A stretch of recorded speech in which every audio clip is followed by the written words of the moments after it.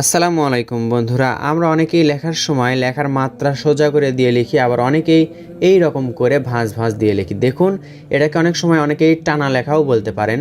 তো বন্ধুরা, এই লেখাটি অর্থাৎ এইভাবে লিখতে, মাত্রাটা এইভাবে লিখতে কিন্তু আমাদের জানতে হবে কোথায় কী রকম ভাঁজ দিতে হবে।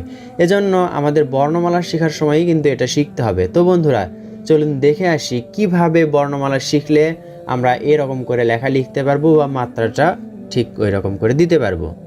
এখানে দেখতে পাচ্ছেন কটা আমরা কিভাবে লিখবো, এভাবে মাত্রা দিব। মাত্রাটা কিন্তু সোজা না, এইভাবে দেখুন, এই তো এইভাবে প্রত্যেকটাতে ভাঁজ, মাত্রাটা একটু বাঁকা হবে, দেখুন এইভাবে।